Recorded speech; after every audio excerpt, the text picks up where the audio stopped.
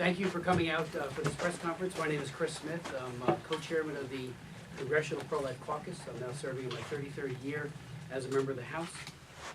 The launch of the Affordable Care Act on October 1st has revealed numerous problems and egregious flaws, including higher premiums for many, higher taxes, the impending loss of health insurance plans that people like, despite the President's promise that they could keep their current plan if they were satisfied, well-founded fear over privacy, and huge difficulties in signing in and signing up online. A week after the Obamacare rollout, many are now discovering that, contrary to the solemn promises that were made by the President himself, Obamacare violates the Hyde Amendment.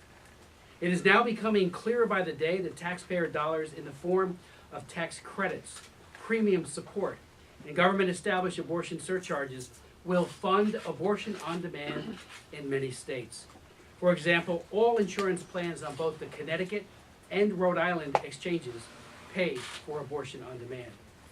You'll recall that in October of 2009, President Obama said in a speech to a joint session of Congress that, quote, "Under our plan, no federal dollars will be used to fund abortion."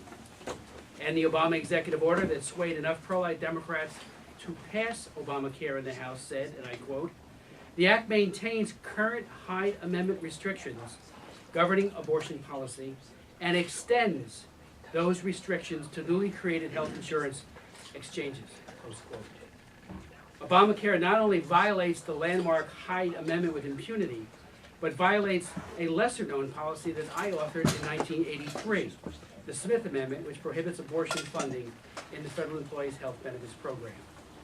At its core, the Hyde Amendment has two parts.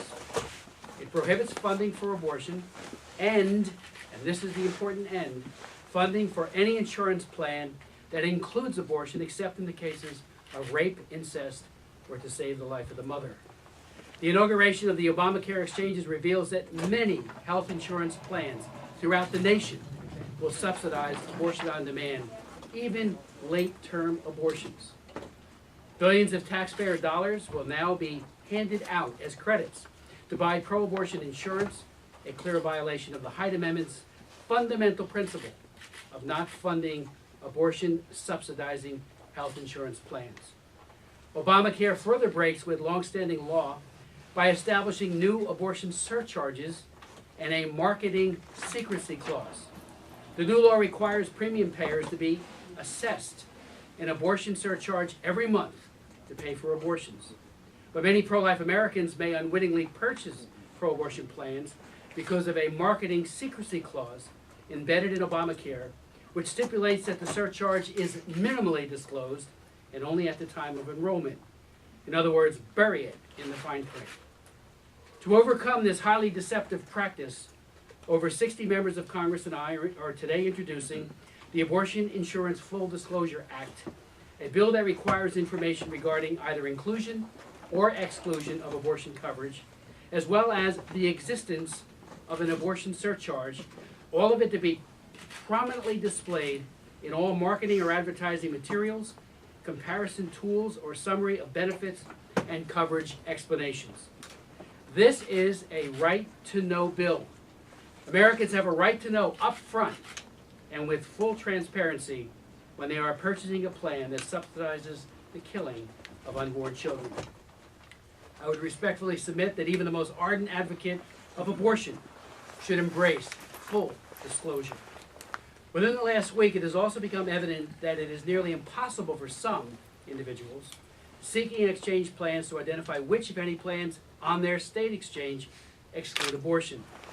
I went on the DC plan, looked at Care First and Aetna, could not find any explanation as to whether or not abortion was included. On my own state plan in New Jersey, I tried several times to sign on. Each time was knocked off. It was told, try back later. A representative of the Health Insurance Marketplace live chat has said, you may have to wait until you pick a plan to see if they cover abortions. And again, you may discover it weeks, months after you've already done it. To rid Obamacare of its massive expansion of abortion on demand facilitation and funding, I would note parenthetically, I, along with 136 bipartisan co-sponsors, including everybody here today, have also introduced the No Taxpayer Funding for Abortion Act, or H.R. 7. That is pending, and that is something we are very serious about moving. But this legislation has to be done now. Abortion isn't health care. It kills babies and harms women. We live in an age of ultrasound imaging, the ultimate window to the womb and the child who resides there.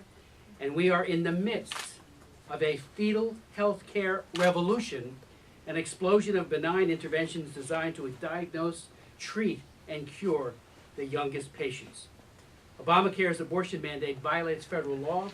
It is against the movement in history to enfranchise and embrace the unborn child, and makes taxpayers complicit in the culture of death. This is, to put it bluntly, not reform, and we need full transparency, and that's what we will be seeking with this legislation.